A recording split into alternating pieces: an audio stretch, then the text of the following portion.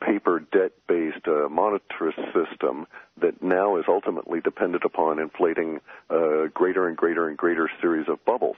And if we note, for instance, that the problems that began in 1987, and you can talk to George about this tomorrow, were actually an issue of reinflation that was as a result of some leverage that went bad.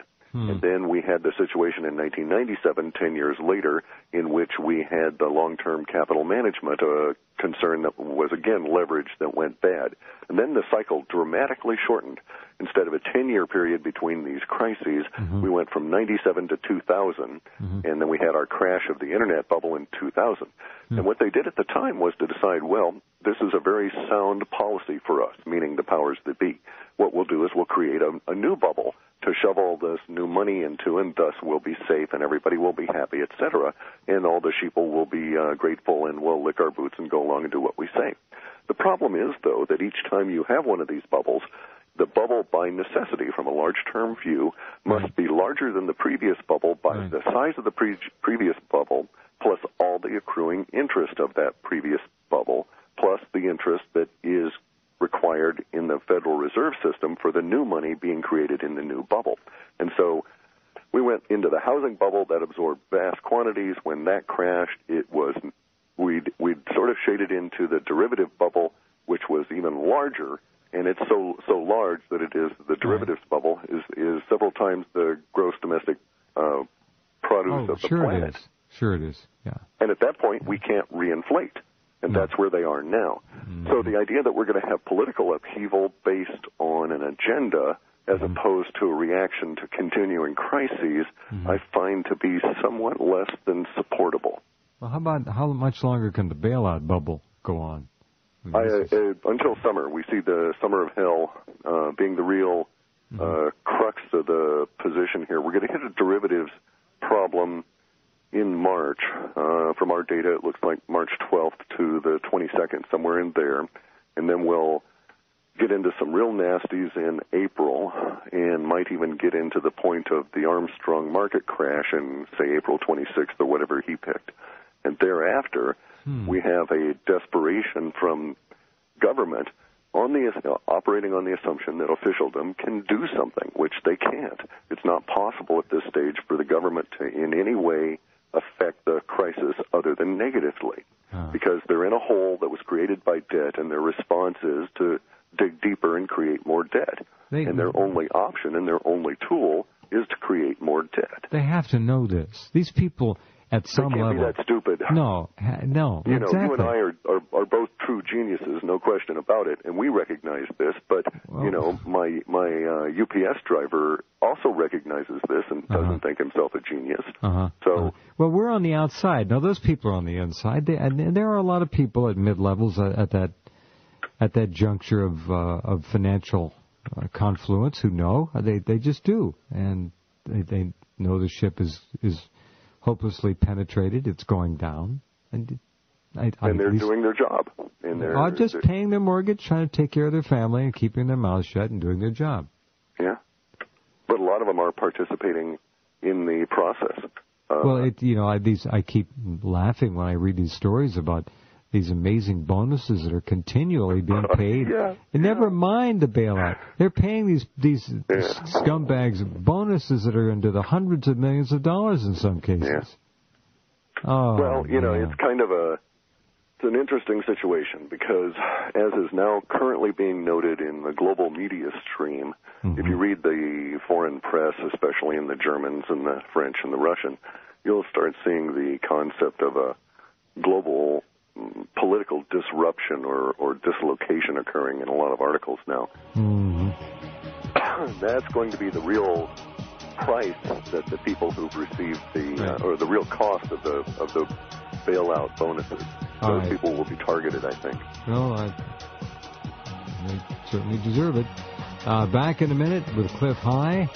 And there are a lot of people losing their jobs and losing everything in this country. It's really a tragedy. We certainly have had it too good for too long when you compare the world and the amount of natural resources we consume. But human misery is human misery, no matter what the genesis of it. Back in a minute with Clif. All right, talking with Clif High, who, along with his partner George Ure, puts out the most fascinating look forward that you're going to find anywhere, internet included, of course. It's called halfpasthuman.com. That's the website. I would urge you to subscribe. You'll find nothing like it anywhere. It's extraordinary, to put it mildly. The issue of the summer rage, the rage of summer. On track, according to your details and the data coming in? Oh, certainly. And quite curious, of course, that we're seeing those kinds of phrases pop up in the British press and in the Portuguese press, the Italian. Even in the Vatican, there's been a series of articles that have been written in the Vatican-approved press that suggest that they're a little bit concerned about what they may be facing. So, well, wait a minute. What is this? This is certainly knowledge at the top that is being intentionally trickled down to kind of prime the public? I'm not sure how or why it is leaking out. It certainly is something that they're discussing internally, and there's no reason that they should allow it out, but it has hit the mainstream media. Yeah, now, we first started seeing the Summer of Hell last year, I think, pretty much at this time, and it shaped up over last year as we did the reports, and then we labeled it as, for the summer of 2009, as the Summer of Hell, and we started getting these indications of insurrection and revolution and so on at a global level that will become active during that period. But curiously, unlike the global coastal phenomena, we had not had an indicator that there would be pre-saying linguistics out and about before the event. So this appears to be a deliberate, invisible hand manipulation. Boy, I hope that made sense. It did. Okay, good. Okay, because speaking about time and, the future of a recent past, it starts getting pretty confusing after a while. But basically what we're saying is that while we had forecasts for the Summer of Hell picking up really from about mid-May and continuing all the way through to about October 26th, we had not had any real indications that there would be any, if you will, official leaks about it, or rather a data blip about it in anticipation. Right. So I find it very curious that the powers that be are doing essentially what you say, which would be to prime the public for this concept.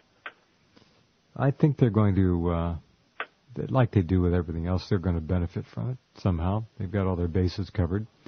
They know what to do. Well, if there's any justification at all for the idea that human emotional energy itself is a currency to some level of being at some degree, well, we spent a lot of time on that over the years, and I don't know how you can dismiss it. You can question it, but I don't think it's something that should be completely dismissed by anybody. No, and just on that assumption, look at the amount of emotional energy that will be outpouring this summer. Oh, well, it's already showing. I talked to a woman today on the phone, and she said, well, we lost our business. We've lost our home. We've had to go into bankruptcy. And these were successful people a couple, 3-4 years ago. Yeah. And she said that the government's allowing them to hold back $30,000 as some kind of a homestead exemption. In other words, if they can find some raw land and put up a house on it for, get this, $30,000, no more than that, they'll be given that money and it won't be paid to their creditors. It's coming from their own life savings and so forth. Right. So homesteading, for $30,000, you're supposed to come up with a home. It sounds horrid, but it can be done. You and I could do it. I hope these people can do it. I can't counsel them. But you're right. No, it's doable. And it's doable all around the planet on far less money. One good option, especially these days, would be to buy a very large, old wooden sailboat, bring it on land, cut the keel off, put a foundation on it, and live in it. Chinese have been doing it that way for centuries. As the junks wear out, they put a foundation under them and call them a house. Really? Yeah. I didn't know that. Interesting. People up here in B.C., British Columbia, and the far north country, where the poverty is super endemic because there's no real economy. That's how a lot of them manufacture housing, is to buy older, less seaworthy vessels and take them up on barges and put a foundation under them. Well, old shipping containers too are being used by more than a few people. Yeah. It's going to get quite odd. our data a year and a half ago talked about the collapse of the commercial real estate market, and eventually how we'll have a whole cadre of people whose jobs will be to eat up all the strip malls that are polluting the country. And do what with them? We'll be done with them. We've built over the last 10 years. You're going to tear them down? Yeah, we're going to have to. We're going to have to just to recover the space.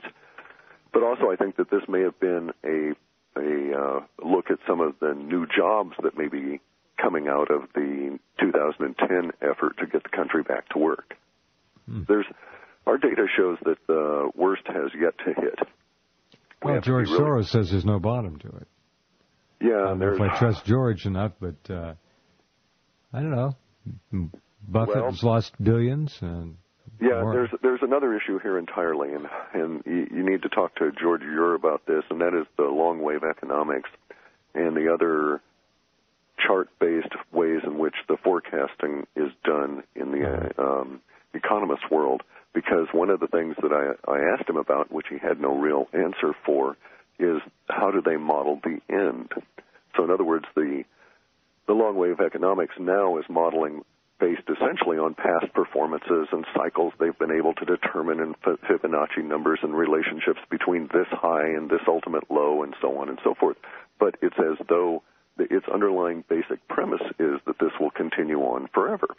And they never model an end condition, so they'll never know until it's too late that they've hit one. And I believe we've hit one with this current economic crisis. I think that what they're attempting to do is to solve problems that don't really exist and to ignore the real one, which is that the dollar is dying.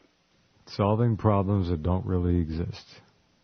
Well, they're attempting to solve, for instance, the great corruption problem that they found within the banking industry. But Go ahead.